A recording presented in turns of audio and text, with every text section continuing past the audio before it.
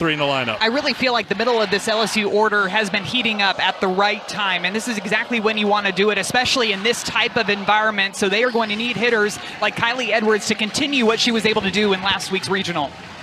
LSU will very first pitch of this ball game, so LSU is going to have to be ready on offense to get that bat off of their shoulders. The fact that first pitch is at the scheduled time at 6:05 is nothing short of a minor miracle after the weather that moved through Alabama today. Here comes that first pitch from Jocelyn Brisky, and it's in there for strike one. 72 degrees, very humid as Jayla Lassiter steps in. It poured all morning into the early afternoon, but right now just overcast skies. We may get hit with a passing downpour. It is very tropical here, but right now dry at first pitch, and Brisky pounding the zone as she does so well ahead in the count 0-2. Pounding the zone with 71 miles per hour, and it's not easy when she has the spin and movement that she does on her pitches to come in there with that velocity. It's going to be tough to battle back. Off the plate for ball 1-2, Lassiter, second team all-conference selection in the SEC. 348 for the senior center fielder. 63 hits, 61 runs on the season. 3 for 11 in the Baton Rouge Regional. Sent out to left center field, hit well, and it is off the wall on the fly. Lassiter digging hard for second. It's a leadoff double for LSU. I guarantee running two to dive into second. 14th double, 25th extra base hit for Jayla Lassiter, the senior from Atmore, Alabama. How about that, starting off here in Tuscaloosa as Sierra Daniel steps in.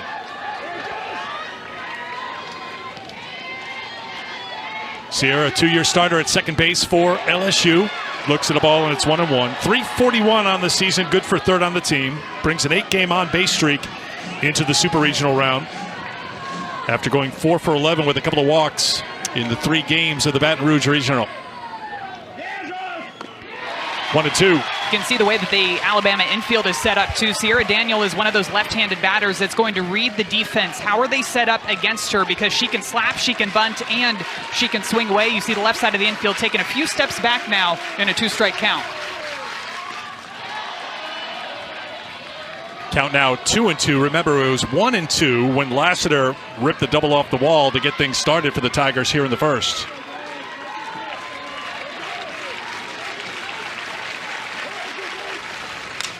This is sent out to left field. Moving back on it is Vandergrift, the left fielder. Lassiter holds at second, one down.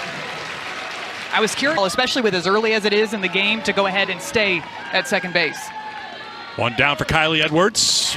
Fouls it off for strike one. Edwards leading the team and hitting at .349. First team all-conference selection in the SEC. Her first year with the Tigers after spending the last 2 with Mississippi State.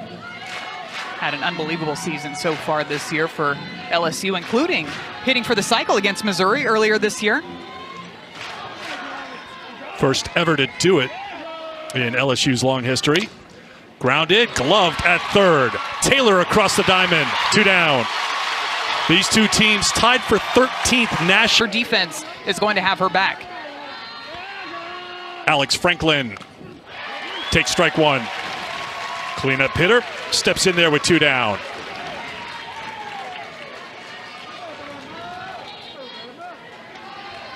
We welcome those of you who watched Nebraska pick up an 8-1 win over Oklahoma State. Game that started last night but finished today. We're in the top of the first inning here in the Tuscaloosa Super Regional. Eric Freed, Madison Shipman with you. Jayla Lassiter led things off with a double for LSU. But Jocelyn Brisky has battled back-to-back outs, now facing Alex Franklin ahead of the count 0-2.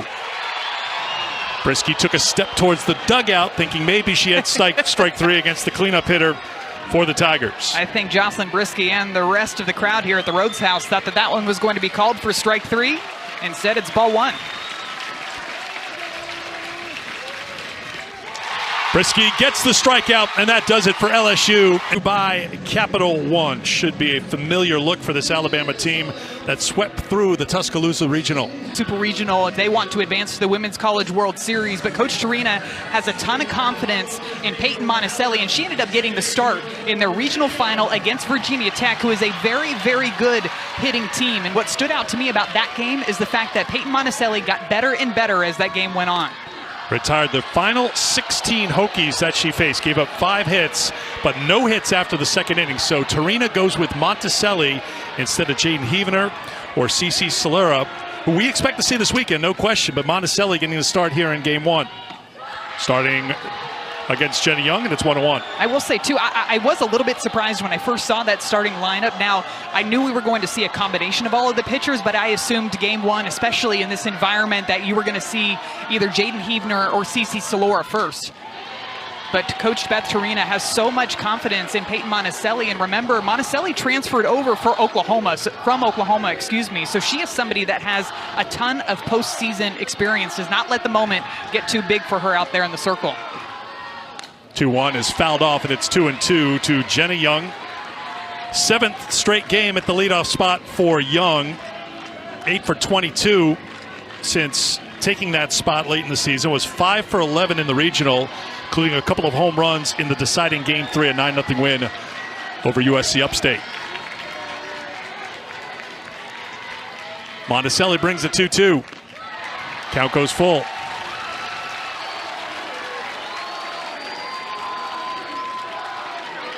This is an Alabama team hitting .326 on the season. Good for 7th in the SEC. They can hit the long ball, 95 on the season. That's fouled off by Young.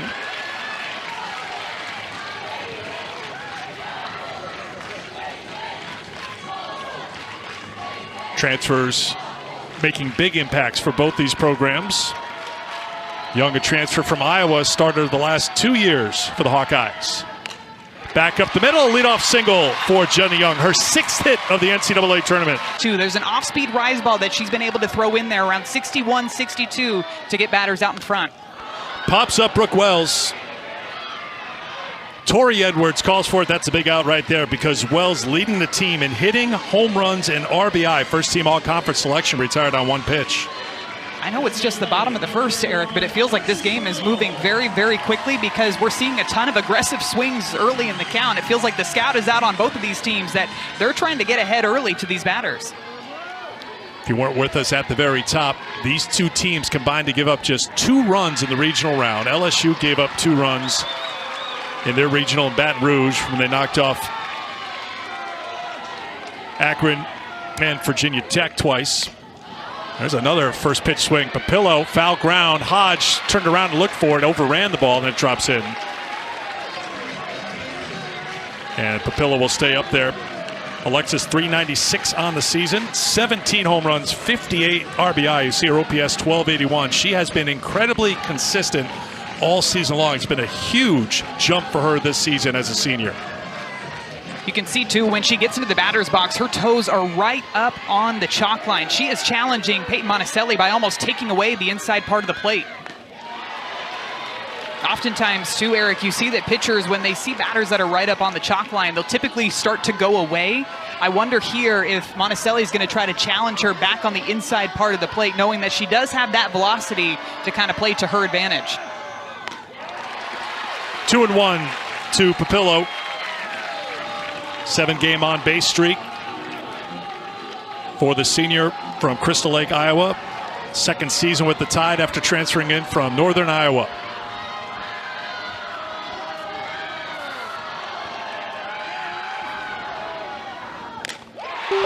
Line shot. Lassiter took a step in. It's over her head and off the wall.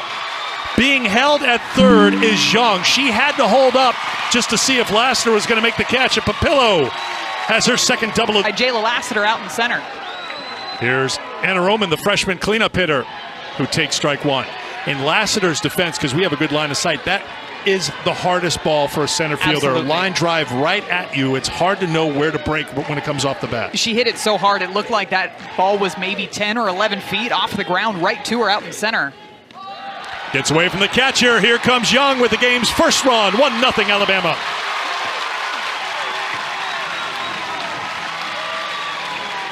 And Jenny Young is all over it to score the first run. It is a pass ball charged to Bajaran. Good off speed, swing and a miss, and it's 1-2 to Roman, freshman right fielder at 319 on the season.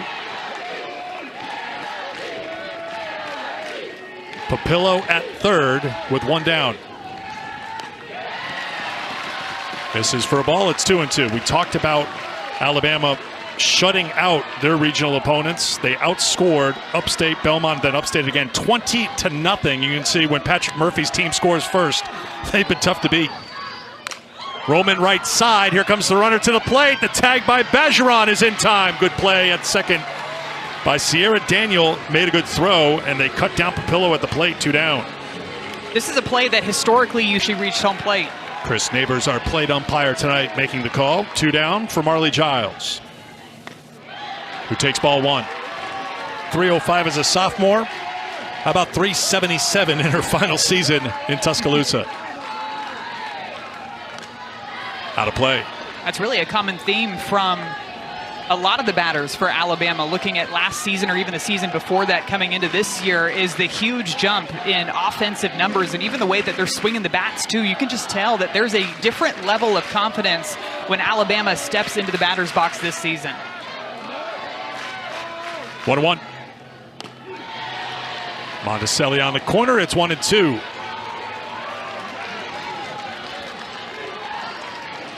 Peyton with 62 strikeouts in 76 innings of work coming into this Super Regional game. Giles lays off. It's 2-2.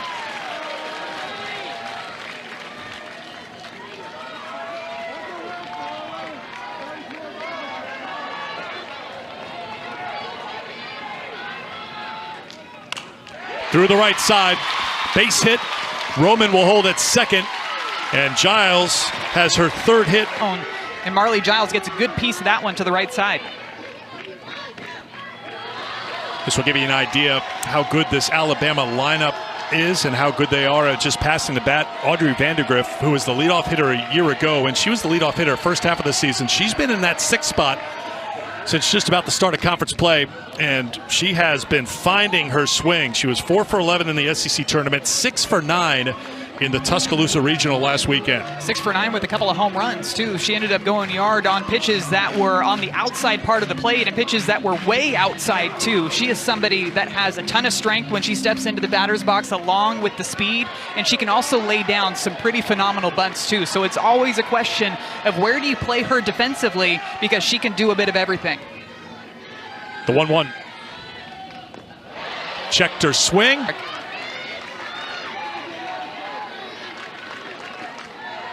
The 1-2. 2-2.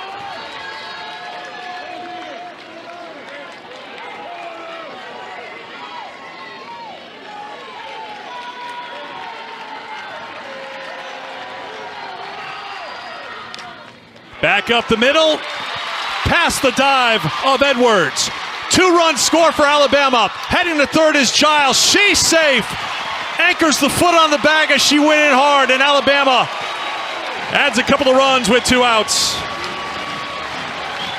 You'll just continue to see the 3rd 2-strike hit of the inning. Roman scores to make it 2-0 Alabama. Giles at 3rd, Vandergriff at 1st. Here's Ambry Taylor.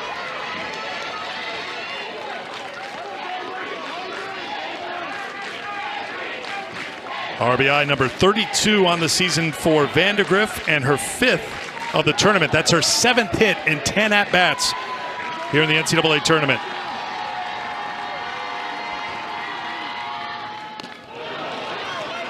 Taylor couldn't catch up to it. Down the count 0-2. Freshman 3rd baseman trying to find her swing again. 0 for 10 over the last 4 games. Was 0 for 7 in the regional.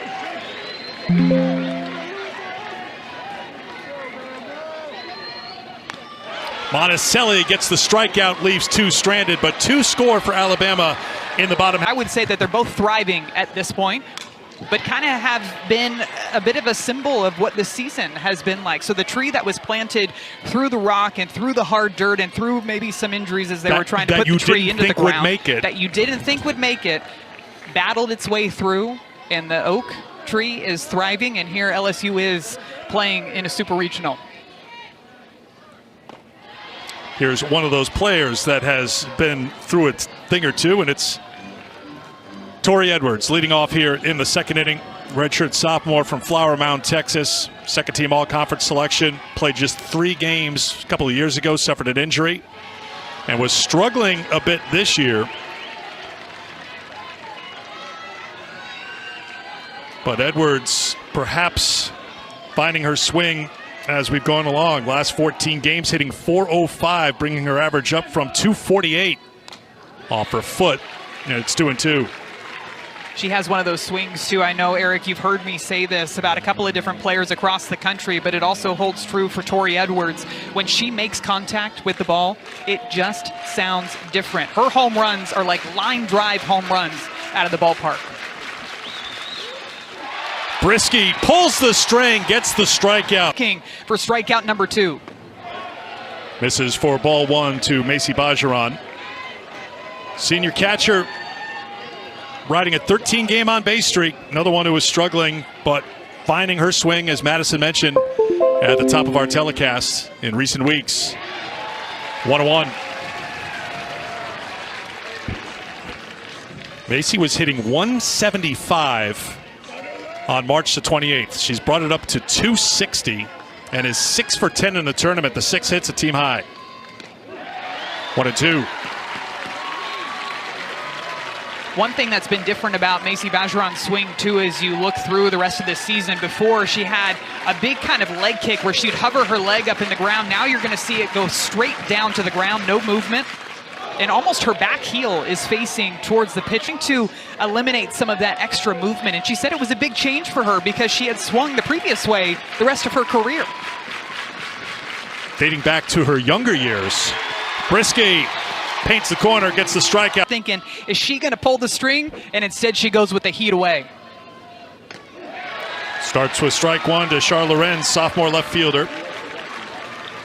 Lorenz .266 on the season, but she's been great in the postseason so far in the NCAA tournament. 4 for 7, 4 walks, 3 runs scored.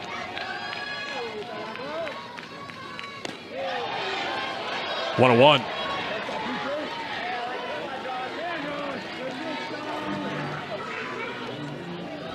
LSU fouled behind Virginia Tech 2-0 in the regional championship in Baton Rouge, but scored 7 unanswered runs to win 7-2. 1-2 now the count to Lorenz.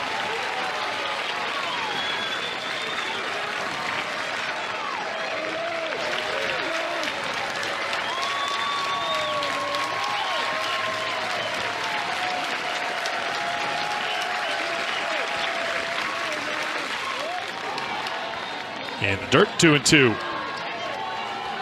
Lassiter led off the first on a 1-2 pitch with a double off the wall, but since then 5 in a row retired by the SEC Pitcher of the Year, trying to make it 6. And to last year as a team, they had 60 home runs, Eric.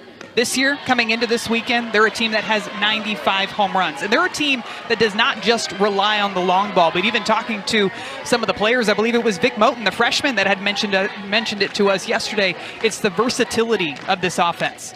Salem Hawkins with the bloop to left, charging and making the catch as Lorenz one down here in the second. Yeah, Vic Moten was the biggest fan and cheerleader for what Alabama has done offensively. Those 95 home runs, 9 shy of the program record, 104 set back in 2010. I think it's just, and you mentioned the versatility. They can beat you with their legs. That's always been the case with Alabama. They could string a bunch of hits together. We saw that in the first inning. They had 4 hits. Here's the number 9 hitter, Kristen White, and they do a great job of turning that lineup over because here in the number 9 spot is a senior who's hitting .357 on the season. And they've kind of changed the lineup around quite a bit when you look at the beginning of the season to now. She's got great speed. Daniel knows it, makes the throw in time, quickly 2 down. A lot of teams, too, are trying to find that right fit, the right pieces of the puzzle to put in certain spots in the order that's going to make the offense click. Now, to your point, Eric, this is a team that has only lost, 7 games on the entire season. They went through the entire conference play, only losing 1 series, and that series was to Tennessee, which is already a team that has already advanced to the Women's College World Series. But they're still just trying to figure out what is it going to take for them to be playing at their best at this time of the year, and they've been able to put everything together. The pitching, the defense, and of course, the offense. Jenna Young with a soft liner to left, and it's a 1-2-3 inning for Peyton Monticelli in the circle for LSU. Regular season tree. They're both on theme either way. Ready for the top half of the third. Allie Hutchins to lead things off. Swings at the first pitch, pops it up. Giles is going to run out of room. to the fans too to make sure that they're ready. Maybe just put the phone in the cup holder so you have both hands. I don't know what to do with it. You get to keep it if you want. She can work on her drop ball up there in the stands. You would think coaching. 1-1 to Hutchins, 2-16 on the season, 2 for 8 with a couple of walks in the NCAA tournament. Sent foul, and it's 1-2. Allie, the junior transfer from Kentucky, played for the Wildcats last 2 years. Hit .285 a season ago. Same lineup for the 4th straight NCAA tournament game for Beth Torina. She's been pretty consistent with it. I'd say incredibly consistent because 1 through 9 hasn't changed. And Hutchins has been in this DP spot. Tried to check, could not. That's a strikeout. That's 5 in a row for Jocelyn. That they might have been looking for that rise ball, looking for that pitch at the top, but Jocelyn Brisky has that drop ball in her back pocket that she can bring out at any time.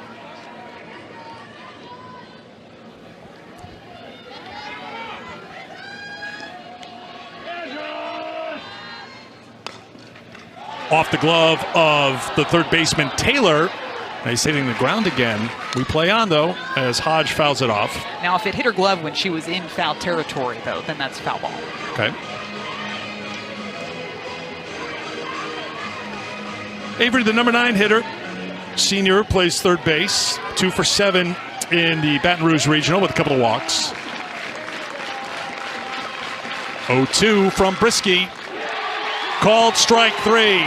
6 strikeouts in a row for Jocelyn. With a bit of arm side run away from the lefty, and it's another strikeout looking. This is for ball 1 to Lassiter, who has the LSU hit. It was a double leading things off in the first.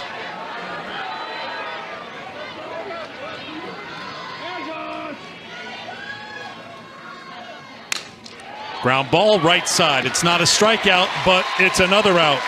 That's 9 in a row, retired by... To teach somebody with that natural upward movement to go down in the zone, but so that's exactly what he's done. In practice, if the line isn't zigzag... See that straight line moving in 12-6 rotation. You can see it with the way that Jocelyn Brisky is able to get that downward movement on her pitches. That's how she's able to get those swings and misses. And Vic Moten, who's standing right next to Lance McMahon in that dugout, she's somebody else that came into this Alabama program as a rise ball pitcher. And so he taught her that drop ball too. It's so important to be able to have that vertical separation, to have pitches moving in 2 completely different directions, because then you can kind of pick apart the opposing offense depending upon what pitches they're trying to sit against you when you're out there in the circle.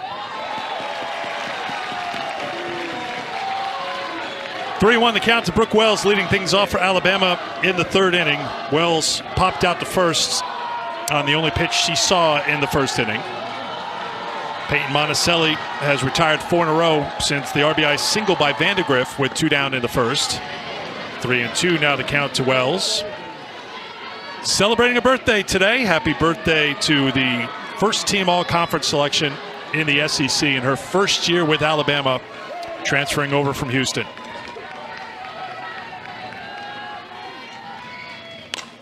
Wells sends a fly ball. It's carrying. It's deep. Center field. Lassiter on the track has got it for out number 1.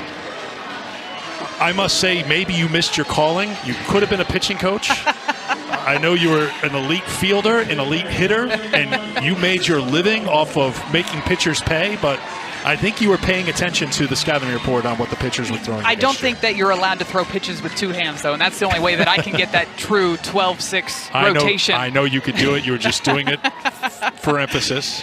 It was really interesting, though, just hearing about the process and how it's quite a lengthy process for these pitchers, too, before they just get to go out there and stand on the rubber and throw a complete pitch. They start with an even smaller ball with a line on it, and then advance to the regular-sized ball with the line on it. That is hit out of play by Alexis Papillo. Count is 1-1. But Coach McMahon wants them to be able to perfect the spin before they can even advance on to throwing in a full windup. And even from there, it's starting at 50%, building up to 60%. Then how many in a row can you throw with that perfect spin execution? So it's not by accident that these pitchers are able to develop a completely new pitch. It is work day after day and continuing to hone in on that craft. And Jocelyn Brisky, who we're seeing as a prime example of somebody who has continued to get better throughout her career, being named SEC Pitcher of the Year this season. 2-1 to Papillo. Misses from Monticelli. It's 3-1.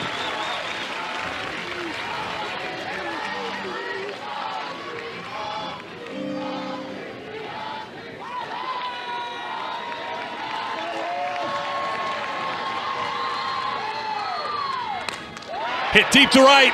Does it have enough? It does! Solo shot. Alexis Papillo, her 18th of the season. Alabama on top 3-0. Rhodes House, and shout out to our fan out in right field with that great catch. Ground ball by Roman to Daniel at second. 2 down. That thing got out in a hurry. Here's Marley Giles with 2 down. Popped it up, shallow left field. Kylie Edwards gives way to the left fielder Lorenz, and that will do it for 2-7 on the season. Chemistry, fitting together, you name it. He just summed it up in that first piece of it. And in the second piece, what she's done well, that rise and the drop, as you talked about before, Maddie. You're just seeing players across this entire team executing at a high level at their craft. Fouled off for strike 1. Sierra Daniel leading things off here in the top half of the 4th inning for LSU. Daniel flied out to left her first time.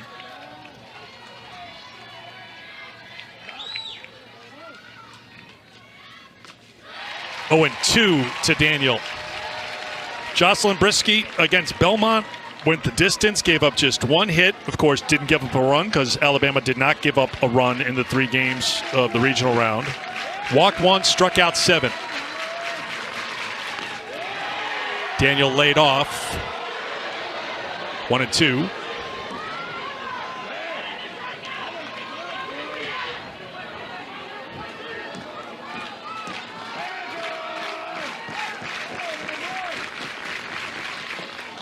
Two and 2.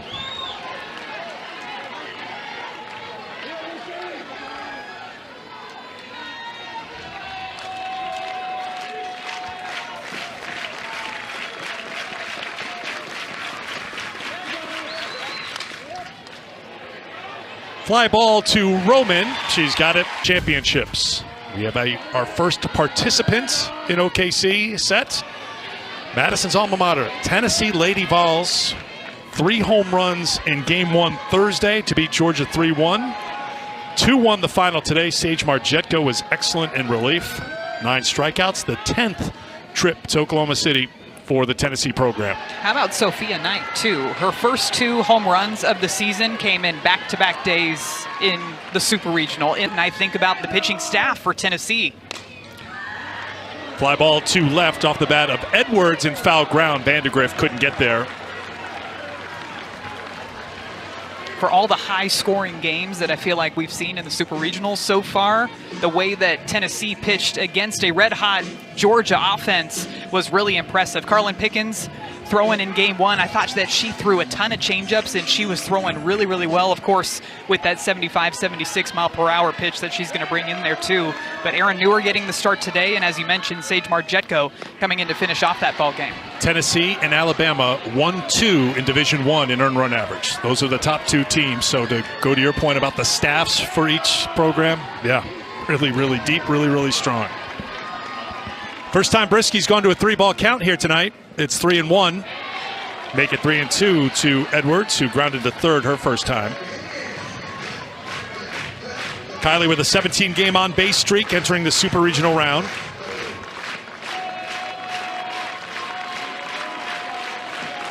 Trying to get something started for LSU with 1 down here in the 4th.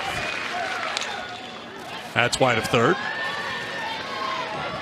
Good at bat here by Kylie Edwards, just kind of fouling off a little bit of everything. Even on that last pitch, that was a changeup down in the zone, and she recognized it, kind of sunk into her front leg enough to foul it down the left field line. We haven't seen back-to-back changeups out of the hand of Jocelyn Brisky yet.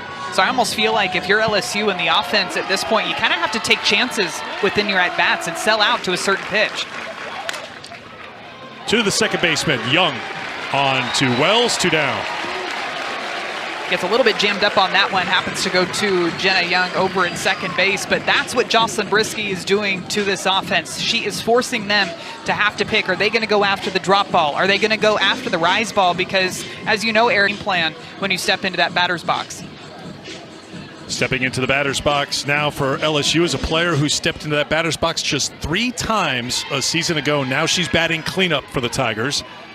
Alex Franklin takes strike 1 from Brisky. Leads the team, too, with 6 triples. And a couple of those triples right at the beginning of the year. I always find that's one of the stats that I always circle, too. When you're a right-handed batter and you can rack up the triples, that means that, 1, you're able to drive it the opposite way, and 2, you are motoring around those bases. Down to the count, 0-2. Franklin last year missed fall ball, so she was behind schedule and just couldn't crack the lineup. Went to work right after the season started. Has worked so hard, according to Beth Torina, to be in the point where she is right now, batting cleanup, but now battling against Brisky. Down to the count, 0-2. Tried to check. She does, according to first base umpire Don Brown.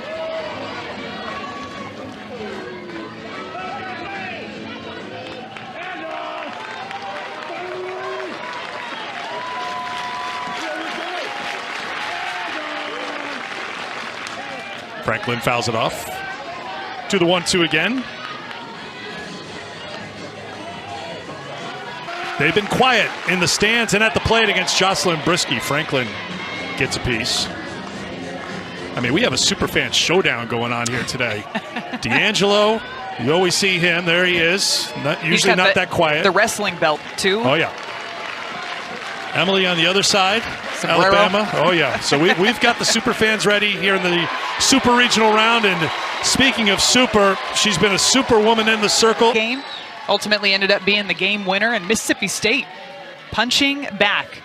That is a team that has a ton of fight. They never give up. Vandergrift with a foul ball. Plate umpire called it foul. And when you look at that game, too, Oklahoma ended up putting up 5 runs in the 3rd inning. And when you look at the last 2 innings for Mississippi State, 9 runs combined. They ended up winning 11-9 against the Sooners. Bulldogs were down 6-2 in the 6th. They go on to their first ever Super Regional win. That ended Oklahoma's 18-game winning streak in the Supers. Alabama ran into Oklahoma last year and went 0-2 at Love's Field. Kendall Wells hit 2 more home runs, giving her 39 now in the season. But it's Oklahoma facing elimination tomorrow. That'll be 1 o'clock Eastern time on ESPN, 1-2 to Vandergrift. Tomorrow, Florida and Texas Tech will be on ABC. Nyjah Kennedy, who came on in relief of Caitlin Terry, picked up the win in relief. Expected to get the start for Texas Tech tomorrow. Mia Williams with the 2-run home run in the top of the 7th. Lagi Quiroga got all of her home run, 263 feet for Texas Tech over the scoreboard at KSP in Gainesville. Yeah, I kept trying to find that one on the replays, and it went so far past the scoreboard. I believe Beth Mowins had even said that was the furthest home run that they had seen hit at Katie Cecil Presley Stadium. Vandergrift with a leadoff walk to get things started here for Alabama. Right now, Tegan Cavan is just dealing against Kenzie Brown, who's been outstanding for Arizona State. Kind of a common theme with their pitching, too, as we're talking about with Jocelyn Brisky, just being able to throw pitches in 2 different directions. Tegan Cavan throws hard, has the rise ball, has the changeup, will spin the drop, and we got to watch Kenzie Brown several times, and she's doing the same thing, mixing speeds, working up and down. One of the best strikeout pitchers in the country for Arizona State. Monticelli gets the strike, 1-1 now to Ambry Taylor, who struck out back in the first. 2 runs in the first for Alabama, 1 in the 3rd for the Crimson Tide. Trying to add to their lead, facing Peyton Monticelli, getting her 10th start of the season here today.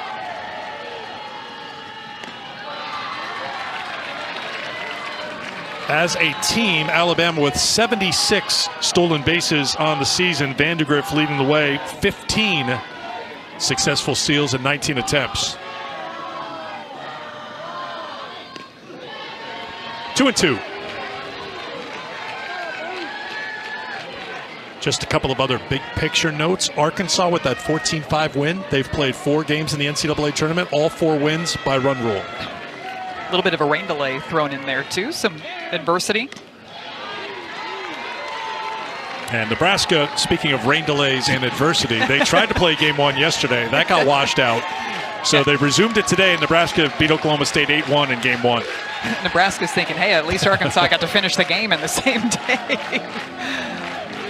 Good offensive day, though, for the Arkansas Razorbacks. Tiana Bell with a grand slam, Dakota Kennedy with a home run. Those 2 went back-to-back. Full count to Taylor with nobody out and 1 on here in the 4th. Rain cleared out here a couple of hours ago, and the fans have turned out in droves. That's out of play. We'll do the 3-2 again. A scene we never take for granted, and we've come to expect here at the Rhodes House. Packed in the seats, packed out on the brickyard, in the wet grass, wherever they can find a spot. Anywhere here in T-Town. Making catches on home run balls out down the right field line. Taylor with a pop-up foul ground, drifting over is Hodge. She's got it, 1 down. Our 7 pitchers, as Macy Bajaran made clear to us. I got a lot of pitchers to keep track of on this team. 7 is a lot, but we expect to see 3 here used this weekend by LSU. Salyn Hawkins flied to left her first time. Line drive, base hit. Vandergriff up to second. Hawkins went 1 for 3 in game 3 of the regional. She was 0 for her previous 21 in the 10 games leading up. White with the good bunts. Got to throw it quickly. Not in time. White with elite speed. And the base for LSU. Coming in a tough spot, too. Bases loaded, 1 away, and you're flipping right back to the top of this Alabama lineup. Plus, all the momentum. We heard Coach Tarina talking about it. They've got the cheers going. So it's going to be a very high-pressure situation for the transfer coming over from San Diego State this year to LSU to try to shut down this Alabama offense. Started game 2 of the Baton Rouge Regional with a full 6 innings in that game. Got the shutout, gave up 2 hits, 1 walk, 3 strikeouts. So Laura has great control, just 17 walks in 98 and 2/3 innings of work and just 1 hit batter. And no surprise, she starts with strike 1 to Jenny Young. When you get into this bases loaded situation, too, you want to bring in somebody who, 1, is going to pound the strike zone, to your point, Eric, and somebody else who can induce a ground ball. Instead, it's a sinking liner in the gap and all the way to the wall. 1 run in, a 2nd run in. Here comes White. A bases clearing double for Jenny Young, and Alabama has broken it open. Of Alabama able to score and bust this game wide open. Young is 2 for 3 at the plate here today. Give her 7 RBI in the NCAA tournament. Making it look like she hits bases clearing doubles every day in Super Regionals. Inside for ball 2-0 to Brooke Wells.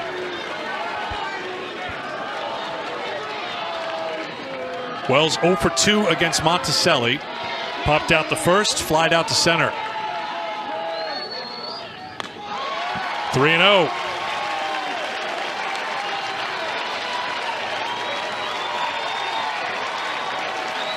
Getting a little louder here at the Rhodes House.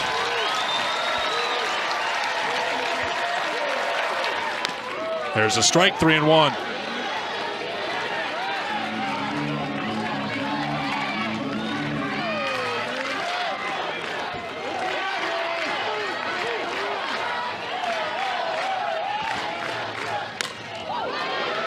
Full count to Brooke Wells.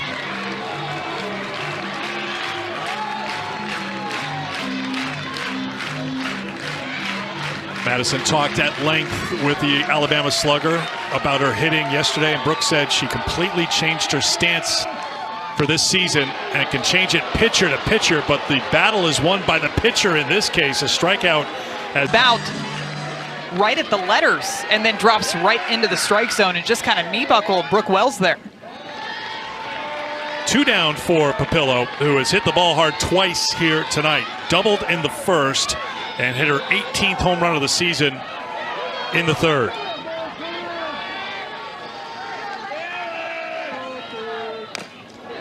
Off her foot, 1-1.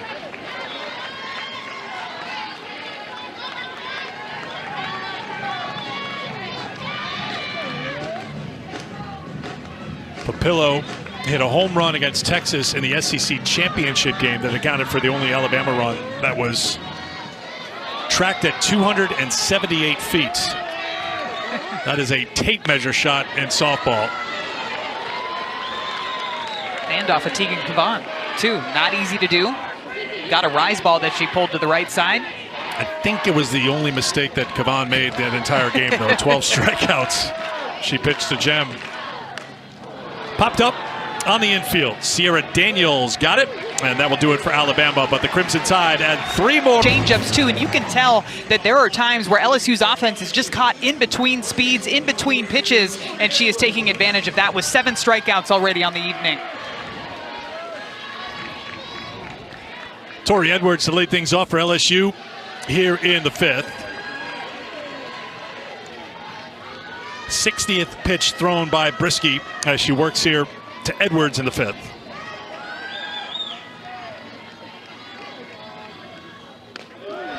One 1. 12 in a row retired by the junior from Phoenix.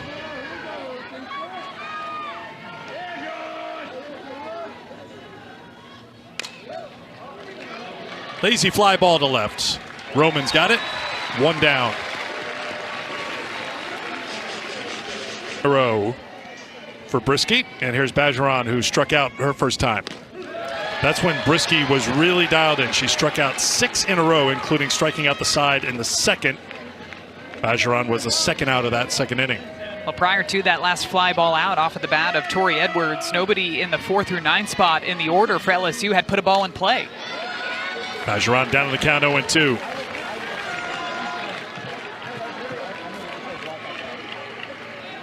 Alabama picked up an 8-0 win in 5 innings against USC Upstate. Beat Belmont 3-0. Beat Upstate 9-0 in the Tuscaloosa Regional Final. 20-0 the aggregate in that series. 26-0 the run total for Alabama and their opponents as they work in their 4th NCAA tournament game. Well, you know, too, when Jocelyn Brisky's looking up on that scoreboard and sees a 6 spot put up by her offense, that's got to fuel her even more. Off speed, 57 miles an hour. Brisky. Pitch is going to come in 70 miles per hour, but by the time you decide to swing, you realize it's the changeup. Strike 1 to Char Lorenz. Brisky had the shutout against Belmont. Got to go back to Lexington, SEC championship. Last time Alabama gave up a run, that's when Texas won 7-1. Hard to lose when you're not giving up any runs. And that right there, folks, is why she's the best analyst in the business. Got to keep you on your toes, Eric, with some of that analysis. 1-1. 1-2. Oh, you keep me on my toes, all right. I'm just glad you picked up my sarcasm. 1-2 on their feet again. Brisky with 8 strikeouts. Can she make it 9?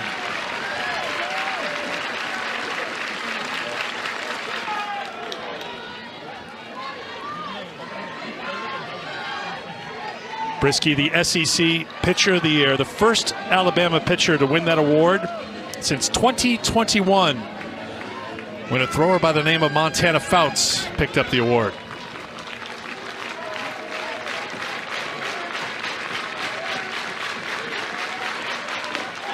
Another strikeout for Jocelyn Brisky. That's 9. She's retired 15. Really helped Jocelyn Brisky just be free and throwing hard and throwing what she wants and pounding the strike zone.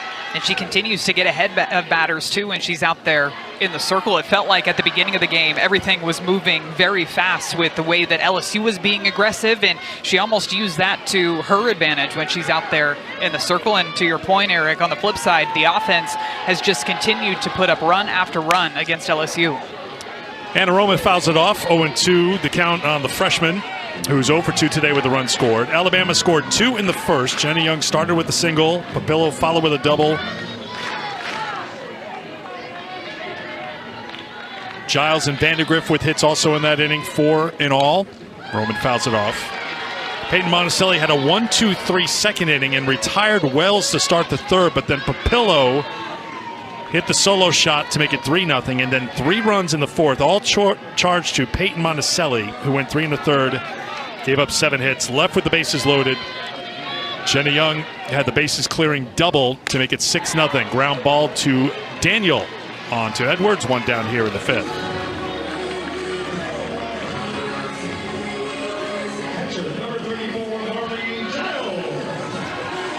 Now bring up the Alabama native, Clanton, Alabama, Marley Giles, playing the final games here at the Rhodes House of her career. 1 for 2 today. And I didn't know if this would be something we talk about, but the sun is shining in Tuscaloosa at the moment. You kept checking the radar earlier today, and it was looking a little gloomy, a little rainy, but how about that perfect softball weather? We had tropical downpour after tropical downpour, fouled off 0-2 on Giles. The grounds crew did a phenomenal job. The rain stopped. They got this field ready. Still a little damp in the outfield, but I mean, I don't know how much rain we got, but it was buckets, and now here's our reward. Spectacular sunset on a Friday night to start Memorial Day weekend and start the Super Regional rounds here in T-Town.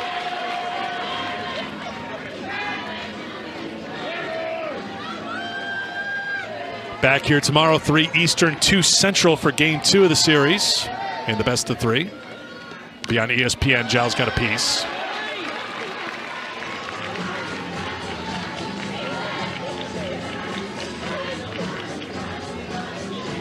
Last year, Alabama 40 wins on the season.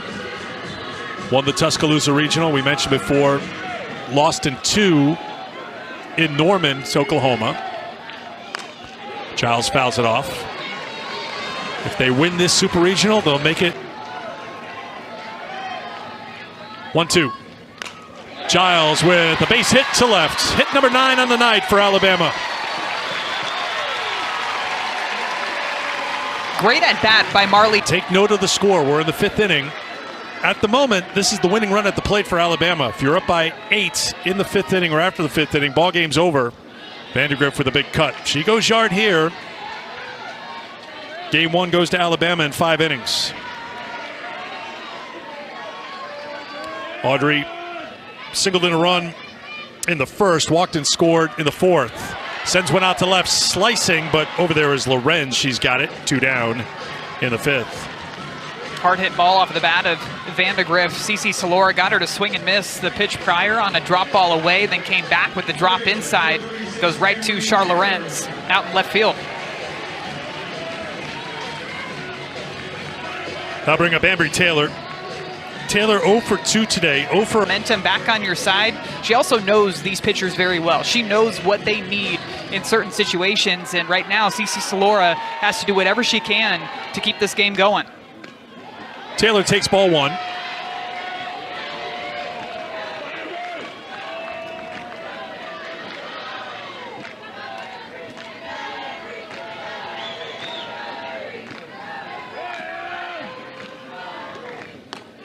One. Taylor's got good pop. She has 11 of the 96 home runs hit by Alabama this season. You can see the outfielders, too, kind of shifted towards the opposite side of the field. Jayla Lassiter almost playing in that right center gap in center field. Fouled off, and it's 1-2. To me, it would tell the batter that you're going to see a lot of pitches, a lot of those drop balls that are going to be on the outside part of the plate to Ambry Taylor. But Salora just came in with a changeup, so she was out in front and almost pulled it against the shift in left field.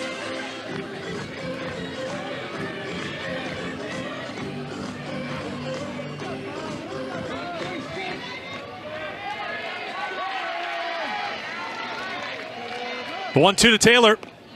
Gets away from Bajaran. Go down and block on her knees, or to just go down and try to pick that ball.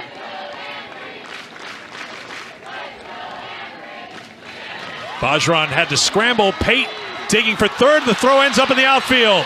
Pate looks up, digs for home. The throw gets away, and she is safe. 7-0 Alabama.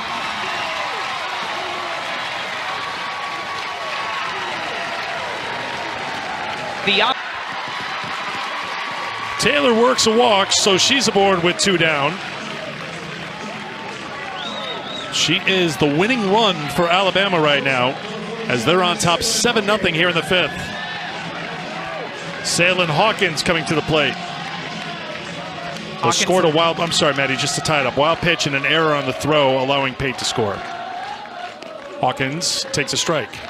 I was just going to say that Salem Hawkins had that base hit out to center field in her last at-bat, made the good adjustment on a pitch inside. So you think maybe Solora is going to come back with a drop ball away here just to give her a different look than what she had success on in her last at-bat. There it is, that drop ball away. Just misses outside. Hawkins 1 for 2 tonight, 2 for 8 in the NCAA tournament with an RBI.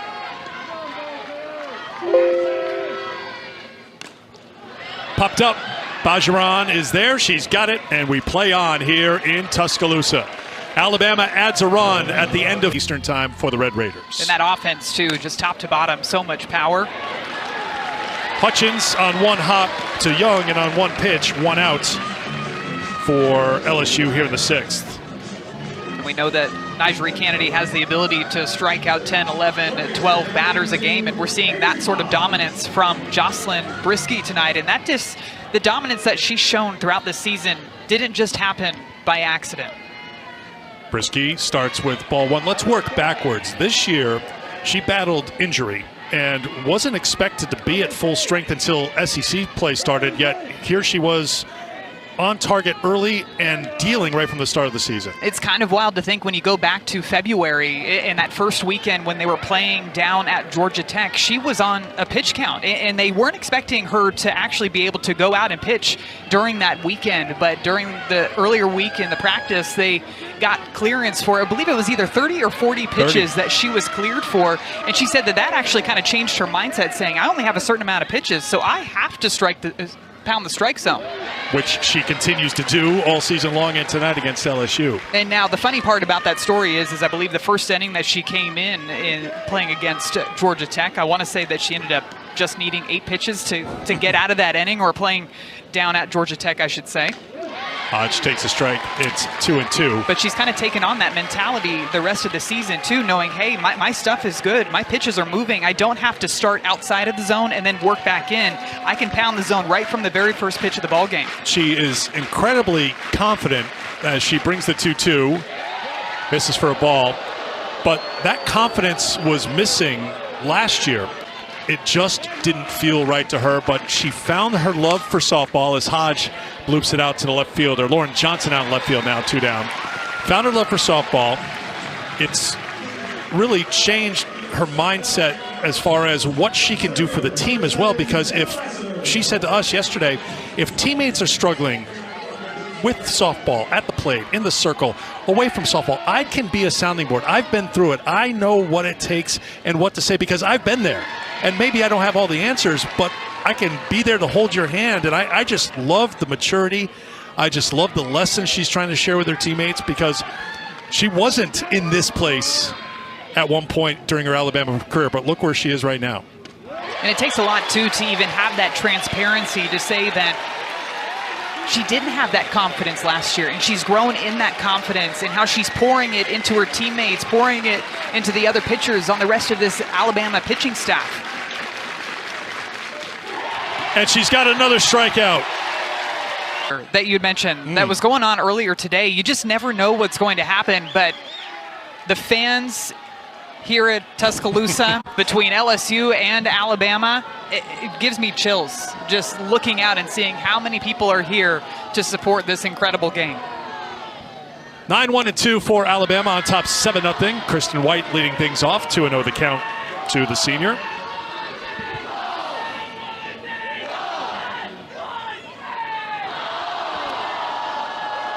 Kristen, 1 for 2 tonight. Singleton scored in the fourth. 2-1. CC Salura, the second pitcher for LSU. Peyton Monticelli got the start. We would expect our matchup tomorrow to be Jaden Heavner for LSU and Vic Moten for Alabama.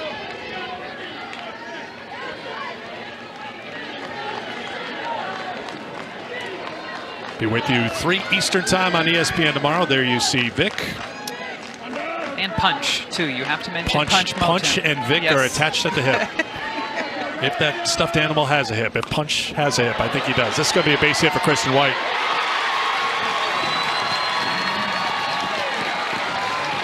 No doubt about it, just elite speed in the 9th spot for Alabama, and I feel like she has been performing at a different level when it comes to the postseason for the Crimson Tide this year. I think we're going to have it means they looked at all the angles and they saw nothing. They saw all the replay saying it didn't touch her. So instead of stands, confirmed as the call. So safe at first is White with her second hit.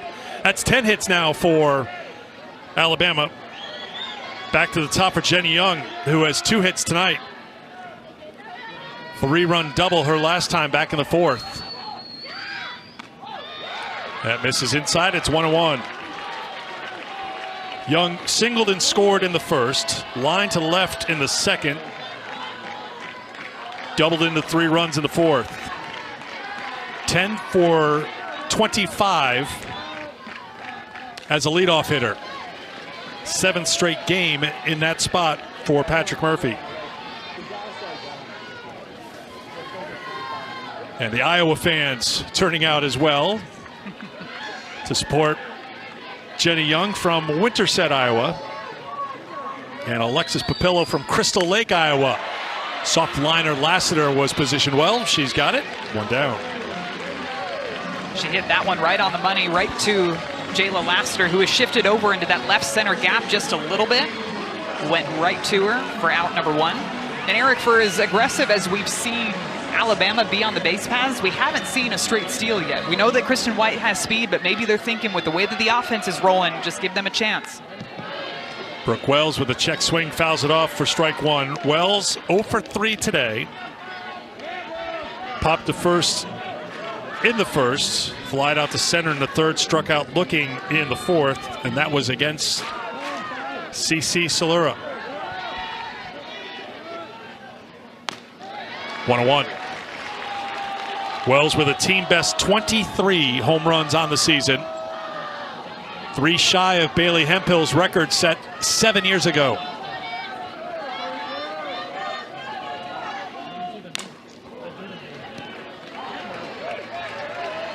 One and 2. Salura going with the off speed too, knowing that Brooke Wells has a very, very powerful swing. Trying to get her out in front with that pitch.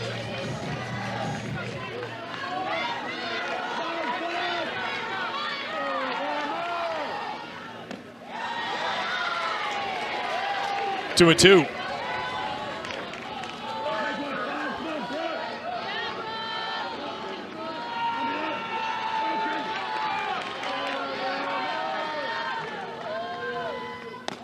That's up high. Count is now full to Wells.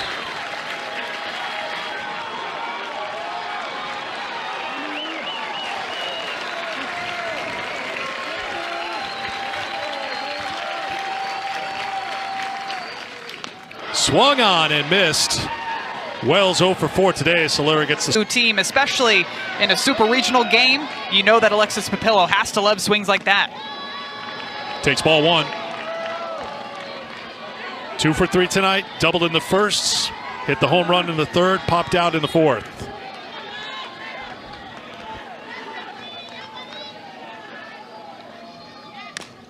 In on the hands, a soft liner, and we'll go the full 7 here tonight in game 1 of the Super Regional Series as Daniel. With the rise, it's not just with the drop, mixing in the changeups and getting ahead of batters. How many times tonight, Eric, have we said she's ahead 0-2, 1-2? She is keeping this team on their heels when they step into the batter's box. Sierra Daniel to lead things off, fouls it off for strike 1, ahead of the count 0-1. Lassiter had the double leading off the game on a 1-2 pitch, but since then 18 up and 18 down. And Madison and I were just talking during the break. Has there been any hard contact by LSU since that Lassiter double leading off the game? Not as hard as the one off of Lassiter's bat. There was one fly ball off of the bat of Tori Edwards to start things off in the 5th inning, but that was off of a changeup. She didn't get quite as much of that one as Jayla Lassiter did. The 0-2 to Daniel.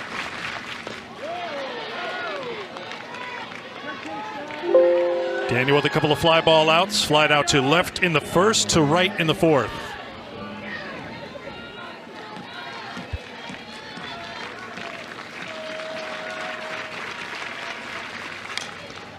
Tapped foul. And we'll do the 1-2 again.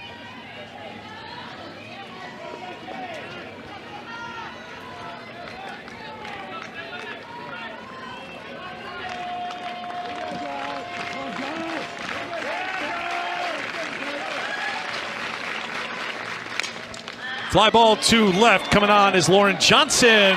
Slides to make the grab. 1 down. Monday afternoon, MLB on ESPN. Yankees and KC to take on the Royals. First pitch, 3:30 Eastern. You'll see it live on ESPN. You can also catch it on the ESPN app. Good catch by Lauren Johnson. Here in the 7th, 1 down for Kylie Edwards. 19 in a row retired by Brisky. Grounded foul.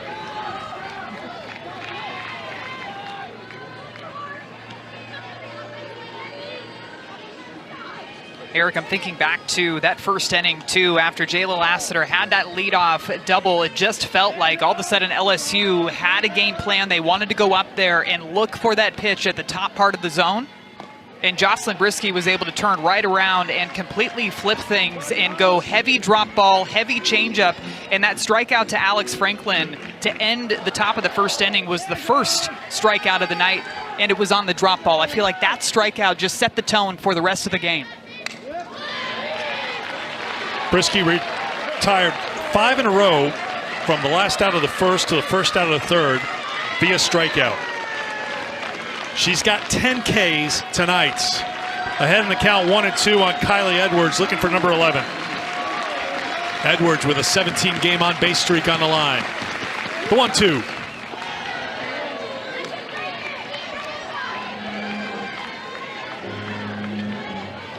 .90 pitches thrown by Brisky.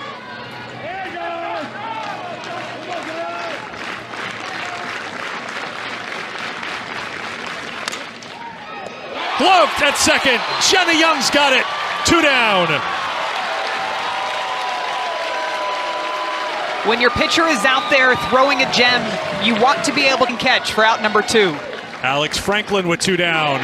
Takes strike 1.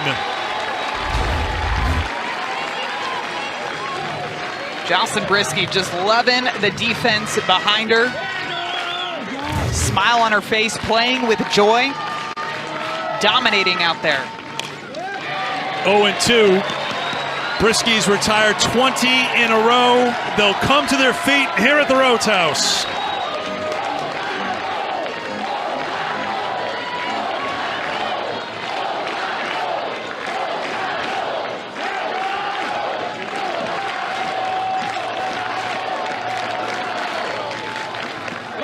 Swung on and missed. A spectacular performance by Jocelyn Brisky.